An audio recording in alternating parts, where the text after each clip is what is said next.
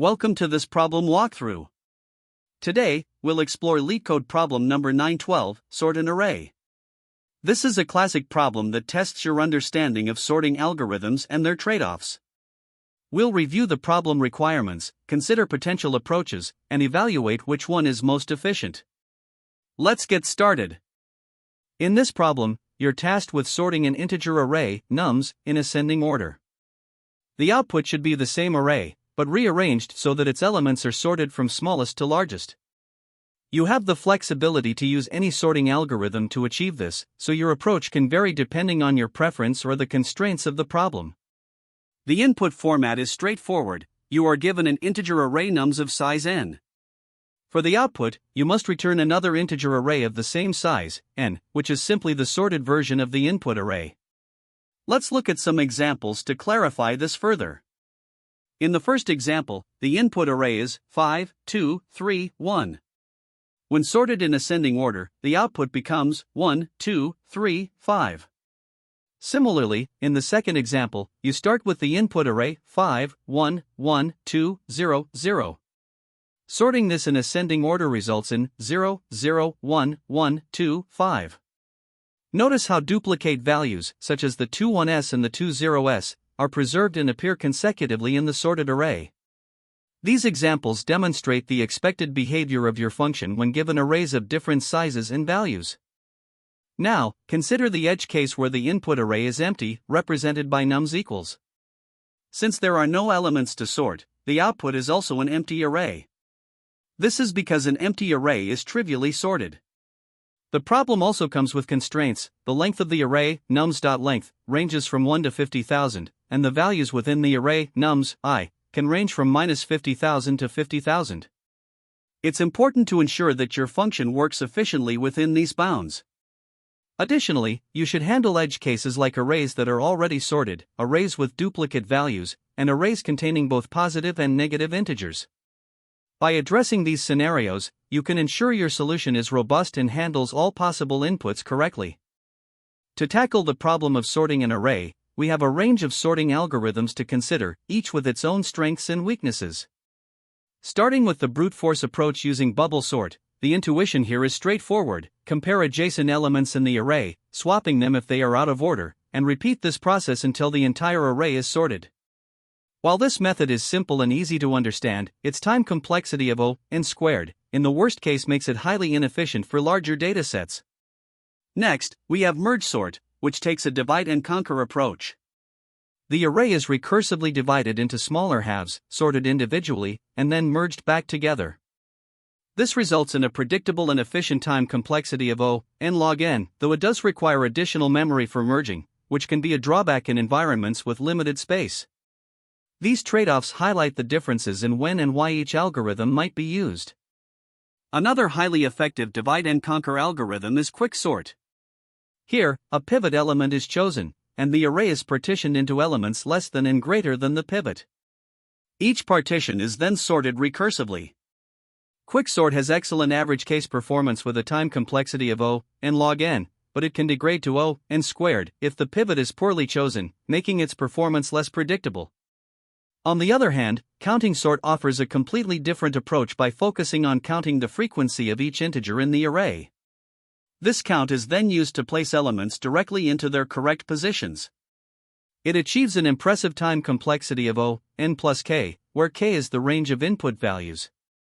However, it is only suitable for integer arrays with small value ranges due to its high space requirements for large or arbitrary ranges. Finally, many programming languages provide built-in sorting methods, such as Python's timsort, which are highly optimized for real-world data. These methods are user-friendly and efficient, typically running in n log n, but they abstract away the algorithmic details, which may be a drawback for learning or specific constraints. Given these options, we selected merge sort as our primary approach for this problem. Its consistent n log n runtime makes it highly reliable, especially for larger inputs, and it avoids the unpredictability of quicksort's n squared, worst-case performance. Merge sort's divide and conquer method is not only efficient but also relatively straightforward to implement, whether recursively or iteratively. While quicksort might offer faster performance in average cases, the need for careful pivot selection and partitioning introduces additional complexity. Merge sort, by contrast, is robust and stable, making it an excellent choice for general-purpose sorting when memory constraints or specific integer range considerations are not a concern. For scenarios where performance is critical, or the input size is small, alternative methods like quicksort or Python's built-in timsort may still be viable options. When weighing the trade-offs, merge sort stands out for its stability and consistency across all input scenarios, whereas quicksort is often faster in practice but comes with the risk of poor performance in certain edge cases. Bubble sort, while useful for educational purposes, is not practical for larger datasets due to its inefficiency. Counting sort, on the other hand, is highly efficient for integer arrays with small value ranges but lacks versatility for generic sorting tasks. Built-in sorting methods are powerful tools for real-world applications but may not align with educational goals or constraints that require a deeper understanding of the underlying algorithms. Overall, merge sort strikes a balance between efficiency, predictability, and simplicity, making it an ideal choice for solving the problem. It avoids the pitfalls of quicksort's worst-case runtime while maintaining a reliable O(n log n) performance, ensuring it can handle a wide variety of input sizes effectively. To tackle problem number 912 on LeetCode, we'll use the merge sort algorithm, which is a divide-and-conquer approach.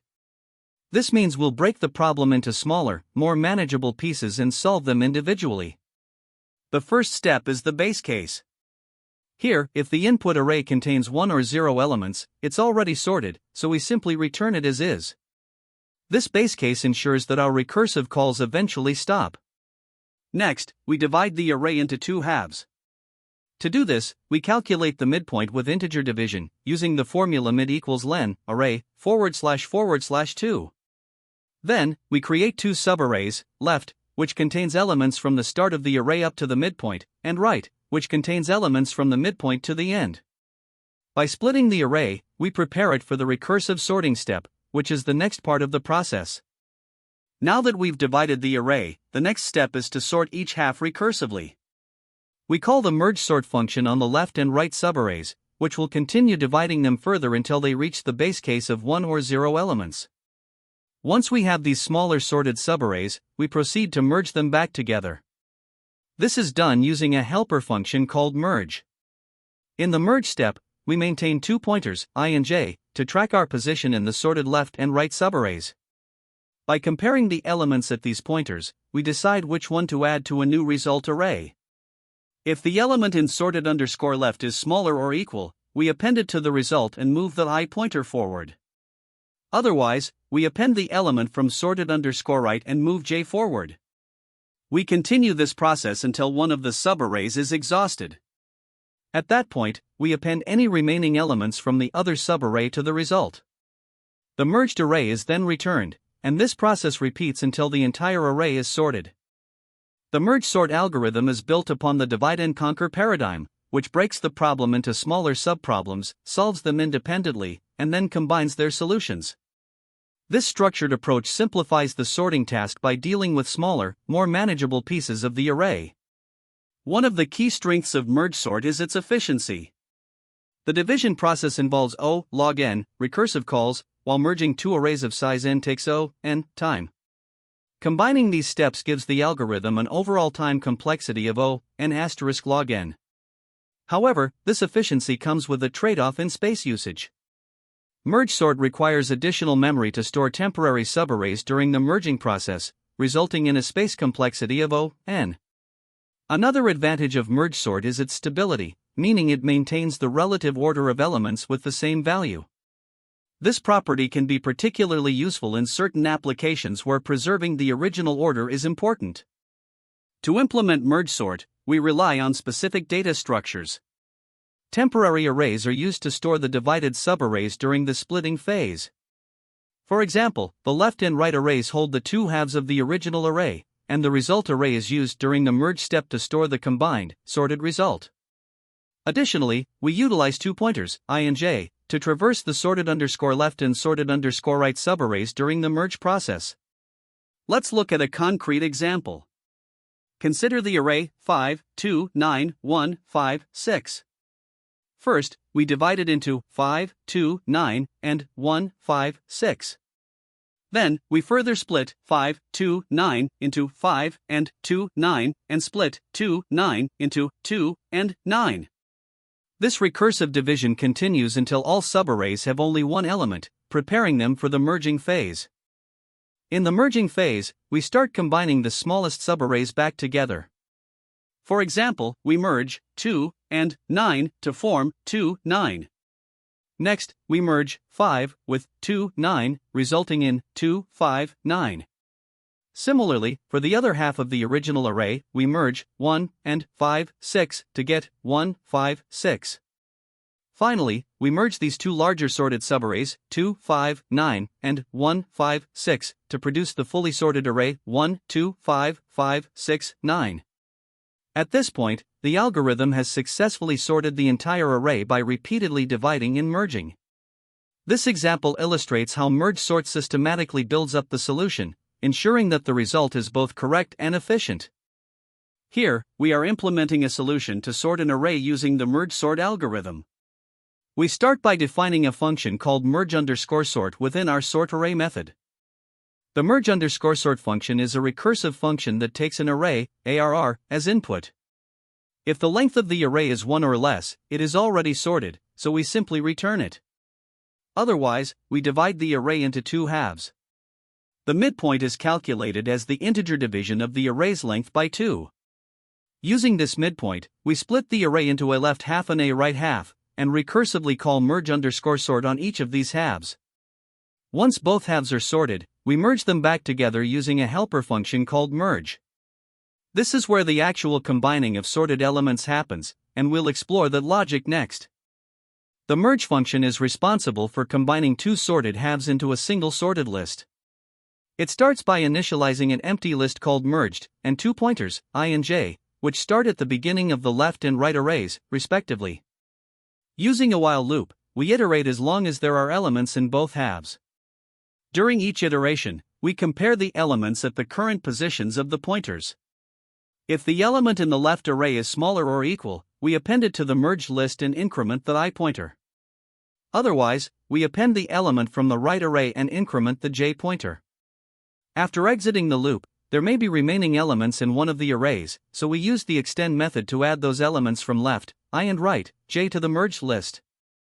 Finally, the merge_sort function is called on the entire input array, nums, and the fully sorted array is returned as the result. Here, we begin implementing a merge sort algorithm in Java. First, we import the necessary utilities and define our solution class. Inside the class, we have the method sortArray, which takes an array of integers as input. This method is essentially the entry point for our sorting logic. It simply calls another method, mergeSort, passing the input array to it.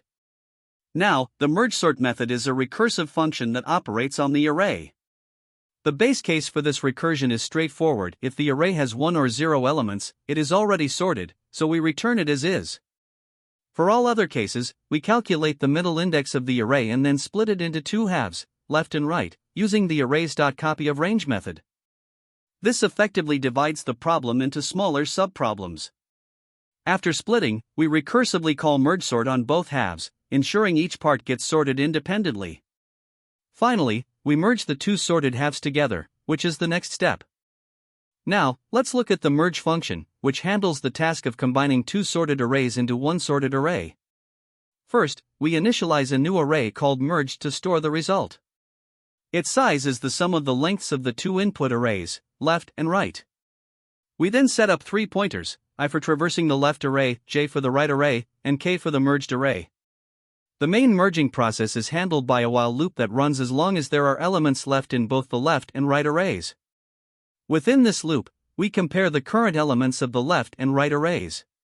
If the element in the left array is smaller or equal, we add it to the merged array and increment the left pointer. Otherwise, we take the element from the right array. Once one of the arrays is exhausted, we use additional while loops to append any remaining elements from the left or right array to our merged result. This ensures that no elements are left behind. Finally, the fully merged and sorted array is returned. And that concludes our Java implementation of mergeSort. The mergeSort method handles the recursive division of the array, while the merge function combines the sorted halves in the correct order. Together, these two methods work seamlessly to sort the entire input array in an efficient and structured manner. To solve this problem, we use the merge sort algorithm, which is a classic divide and conquer approach. Let's start with the input array nums equals 5, 2, 3, 1. The first step is to call the merge_sort function on the entire array. Since its length is greater than 1, we split it into two halves. The left half is 5, 2, and the right half is 3, 1. Next, we recursively call merge_sort on the left half, 5, 2. Splitting this array further gives 5 and 2. Since both of these subarrays contain only one element, they are already sorted and returned as is.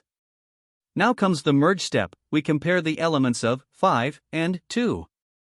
Since 2 is smaller, it is added first to the merged array, followed by the remaining element, 5. Thus, the sorted result for the left half is 2, 5. Now we move on to the right half, 3, 1. We call merge_sort on this subarray, splitting it into 3 and 1. As before, since these subarrays have only one element each, they are already sorted and returned as is. During the merge step, we compare 3 and 1. Since 1 is smaller, it is added to the merged array first, followed by 3. The result for the right half is 1, 3. Finally, we merge the sorted left half, 2, 5, and the sorted right half, 1, 3. We compare the smallest elements from each half, 2 and 1. Since 1 is smaller, it is added first, followed by 2. Then, we compare 5 and 3. Since 3 is smaller, it is added next, and finally, the remaining element, 5, is appended. The fully sorted array is 1, 2, 3, 5, which is our output for this example. Let's look at a second example, where the input array is already sorted, nums equals 1, 2, 3, 4, 5. The process begins with an initial call to merge_sort on the entire array. Since the length is greater than 1, we split it into two halves, 1, 2, and 3, 4, 5. We then recursively call merge_sort on each half. For 1, 2, it is split into 1 and 2, which are already sorted and merged back into 1, 2. For 3, 4, 5, it is further split into 3 and 4, 5. The subarray 4, 5 is split into 4 and 5, which are then merged into 4, 5. Finally, 3 is merged with 4, 5 to form 3, 4, 5. At the last step, we merge the sorted halves 1, 2, and 3, 4, 5. Since all elements are already in order, we simply append them sequentially to produce the final sorted array 1, 2, 3, 4, 5. In the third example, we deal with an array that contains duplicate elements, nums equals 4, 2, 2, 8, 3, 3, 1. Starting with the initial call to merge_sort, we split the array into two halves, 4, 2, 2, and 8, 3, 3, 1. For the left half, 4, 2, 2, it is split into 4 and 2, 2. The subarray 2, 2 is already sorted, so it remains as is. Merging 4 with 2, 2 involves comparing 4 with 2 twice, resulting in 2, 2, 4.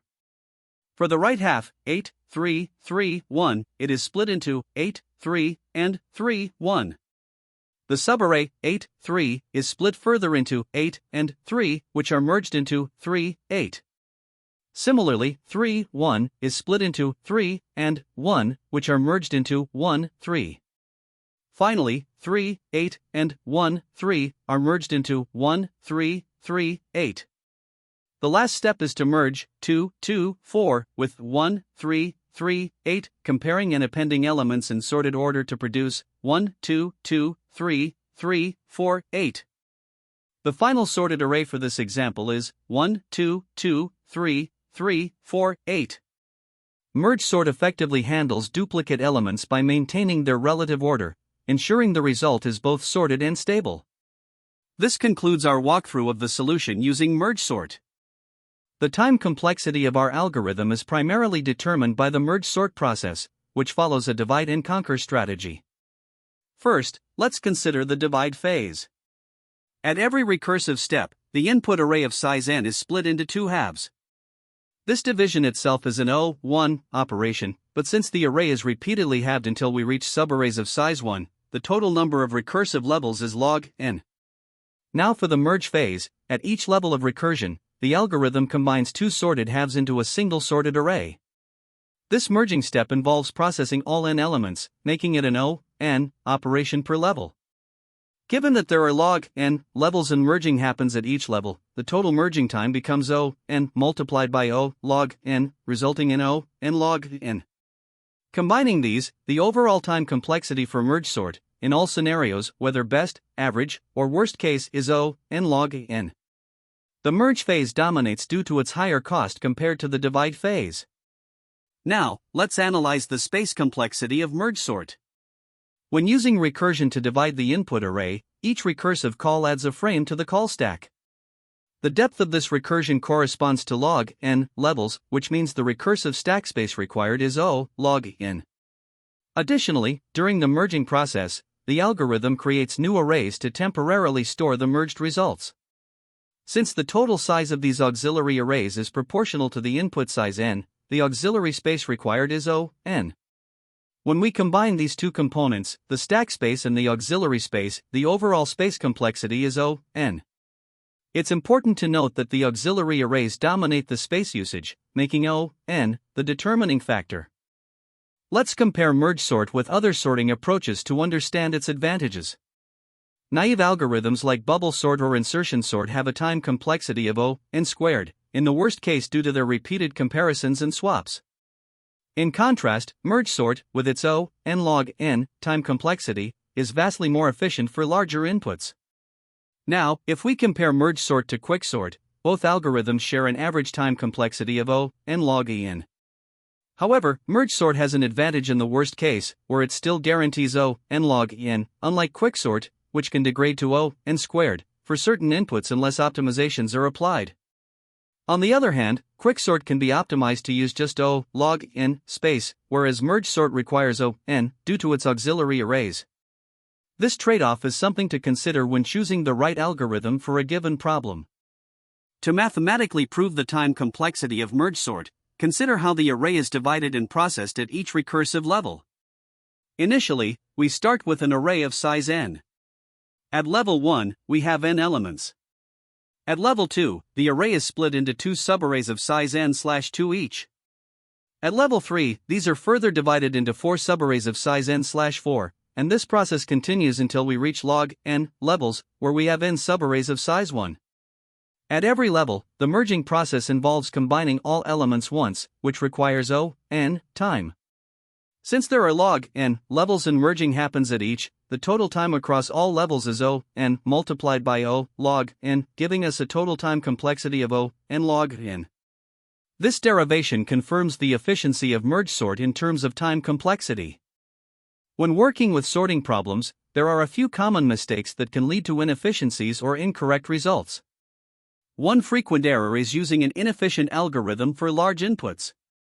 For example, relying on bubble sort, which has a time complexity of O(n squared, is problematic when dealing with input sizes larger than 10,000. This can result in time limit exceeded errors, especially in competitive programming or interview scenarios. To avoid this, it's important to use more efficient algorithms like merge sort, quicksort with optimizations, or heap sort, all of which scale much better with larger datasets. Another common mistake is modifying the input array directly when the problem specifies that a new sorted array should be returned. Overwriting the original input can lead to unexpected results or fail to meet the problem requirements. To address this, either create a new sorted array or make a copy of the input before applying your sorting algorithm. This ensures compliance with the problem's constraints and avoids unintended side effects. Another issue to watch out for is improper pivot selection in quicksort. Choosing the first or last element as the pivot might seem straightforward, but this approach performs poorly in cases where the array is already sorted or nearly sorted, degrading the algorithm's time complexity to O(n squared). Instead, consider using randomized pivot selection or the median of 3 technique to ensure better performance across various input cases. Stability is another factor that's often overlooked. If the problem requires a stable sort, using an unstable algorithm can lead to incorrect results, especially when sorting objects with multiple fields. Stability ensures that equal elements retain their relative order, which is critical in scenarios like sorting by one attribute while maintaining the order of another. To meet this requirement, you can choose stable algorithms like merge sort or a stable variation of quicksort. Lastly, space complexity is a critical constraint in many problems. Algorithms like merge sort, which require O(n) auxiliary space, might not be suitable when memory usage is restricted. In such cases, in-place algorithms like quicksort or heap sort are better choices since they operate within stricter memory limits. In interviews, it's essential to have a well-rounded understanding of sorting algorithms and their trade-offs. Be prepared to discuss the differences between algorithms like merge sort and quicksort, explaining why one might be more suitable than the other based on the problem constraints. Additionally, edge cases can make or break your solution. Ensure your algorithm handles scenarios like empty arrays, single-element arrays, and arrays with duplicate values efficiently and correctly. Stability is another important consideration, particularly when sorting objects or tuples. If the problem involves such data, highlight whether your chosen algorithm is stable and why that matters in the given context. Pay close attention to constraints such as input size, memory limits, and whether the input is partially sorted. Finally, be ready to articulate the time-space trade-offs of your chosen algorithm. For instance, explain how its time complexity aligns with the input size or how its memory usage fits within the problem's constraints. This ability to analyze and justify your choices will impress interviewers and show a deep understanding of sorting algorithms. Sorting problems often relate to other challenges, and solving them can provide valuable insights. For example, LeetCode problem number 75, sort colors, focuses on sorting with constant space using the Dutch national flag problem. The key is to sort the array in place with O(n) time complexity. Another example is LeetCode number 56, merge intervals, which involves sorting intervals by their start times and efficiently merging any overlapping intervals. This problem highlights how sorting is often just one step in a larger problem-solving process. LeetCode number 148, sort list, deals with sorting a linked list. Since linked lists are naturally suited for divide and conquer, merge sort is an excellent choice here, offering O(n) log n time complexity while working well with the linked list structure. Finally, LeetCode number 493, reverse pairs, combines sorting with the challenge of counting pairs during the merge process. This advanced problem demonstrates how sorting techniques can be integrated with other algorithms to solve more complex tasks. When choosing a sorting algorithm, it's important to weigh the advantages and disadvantages of different approaches. Merge sort, for instance, offers stability and a guaranteed O(n) log n time complexity, making it a strong choice for scenarios where stability is required. However, its O(n) auxiliary space can be a drawback in cases with strict memory constraints. Quicksort, on the other hand, is an in-place algorithm with an average time complexity of O(n) log n. Its disadvantage lies in its worst-case performance of O(n) squared, although this can be mitigated with optimizations like randomized pivot selection. Heap sort is another in-place option with O(n) log n time complexity, but it's not stable, which limits its applicability in problems requiring stability. Lastly, many programming languages provide built-in sorting functions that are highly optimized for general performance.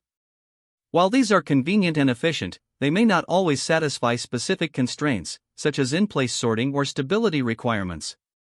Understanding these trade-offs allows you to select the most appropriate algorithm for the task at hand. Thanks for joining me on this walkthrough of LeetCode problem number 912, sort an array. We explored multiple approaches, selected the most effective one, and implemented it step by step. Remember, sorting is a fundamental skill that applies to countless problems, so keep practicing. Don't forget to like, share, and subscribe for more valuable content. See you in the next video.